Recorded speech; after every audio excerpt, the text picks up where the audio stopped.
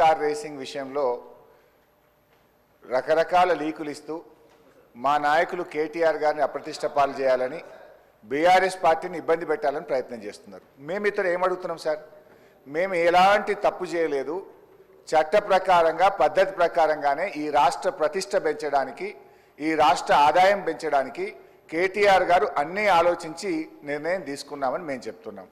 సభలో ఒక మంచి చర్చ చేద్దాం. నేనేమంటున్నా అంటే ఒకవేళ మేము తప్పు చేసినామంటున్నారు కదా, ఏం తప్పు చేసినామో ఈ సభలో చర్చ చేయడం ద్వారా ఈ రాష్ట్ర ప్రజలకు చెప్పండి. మేము తప్పు చేయలేదు, మేము ఈ రాష్ట్రం కోసం చేసినామని మా నాయకుడు కేటీఆర్ గారు కానీ బీఆర్ఎస్ పార్టీ తరఫున మేము కూడా విషయాలు ప్రజల ముందు పెడదామని అంటున్నాం. మేము ప్రభుత్వాన్ని కోరేది మాకు స్పష్టమైన హామీ ఇస్తే మేము సహకరిస్తాం. ఇవాళ ఈ బిల్ తర్వాత చర్చ పెట్టారా, ఈ బిల్లు ముందు చర్చ పెట్టారా? ప్రభుత్వం తరఫున రెవెన్యూ మినిస్టర్ గారు ఉన్నారు, వారు లేచి సార్ ఒక్క మంత్రి కూడా సభలో లేడు సార్. మీరు చూడండి, శాసనసభ అంటే ఎంత గౌరవం ఉందో ఒక్క మంత్రి కూడా సభలో లేడు sir. I don't want to going to that. మేము అనేది ఒక్కటే, ఈ కార్ రేసింగ్ విషయంలో ఈ అసెంబ్లీ నడిచేటప్పుడు ఒక ఎమ్మెల్యే గారి మీద అక్రమ కేసు పెట్టిండ్రు. దయచేసి మీ ద్వారా కోరేది, ప్రభుత్వం చిత్తశుద్ధి ఉంటే మీరు పెట్టింది అక్రమ కేసు కాకపోతే వెంటనే ఈ సభలో ఈ కార్ రేసింగ్ అంశం మీద చర్చ జరపాలని మీ ద్వారా ప్రభుత్వాన్ని కోరుతా ఉన్నాం.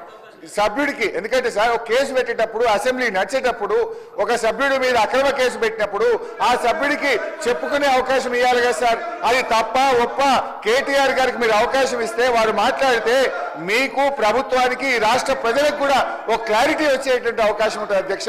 ఇది ముమ్మాటికి అక్రమ కేసు.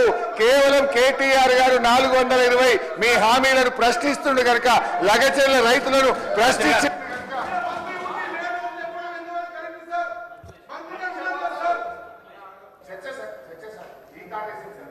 ఎల్ఏ మినిస్టర్ గారు రాని నేను కొంతమంది మంత్రులు అక్కడ మండలిలో ఉన్నారు, కొంతమంది ఈడ ఉన్నారు.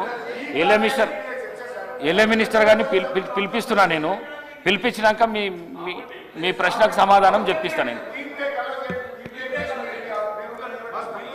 పిలుస్తా. ముందు బిల్లు కానీ, గవర్నమెంట్ బిల్లు అయితే కానీ, ఇది ఇంపార్టెంట్ కదా. ఇది రాష్ట్ర ప్రజల శ్రేయస్సు గురించి కదా. ఇది రాష్ట్ర ప్రజల శ్రేయస్సు గురించి కదా. ఈ బిల్లు కానీ బిల్లు అయినాక నేను మీతో మాట్లాడుతూ అంటున్నా కదా. నేను స్పీకర్ చంబర్ పిలిచి మాట్లాడతా. నేను ఇప్పుడైతే బిల్లు అయితే కానీ బిల్లు అయినాక తీసుకుందాం. ఒక సభ్యుని గురించి రాష్ట్ర శ్రేయస్సును ఈ విధంగా మీరు సభా సమయాన్ని వృధా చేసుడు ఇది చాలా పొరపాటు. హరీష్ రావు గారు మీరు చాలా సీనియర్ శాసనసభ్యులు. హరీష్ రావు గారు మీరు చాలా సీనియర్ శాసనసభ్యులు. మంత్రి పదవి కూడా చేసిండ్రు, మీరు ఎల్ఏ మినిస్టర్ కూడా చేసిండ్రు. మినిస్టర్ లేనప్పుడు చేయనికే వీలుండదు. రేవూరి ప్రకాష్ రెడ్డి గారు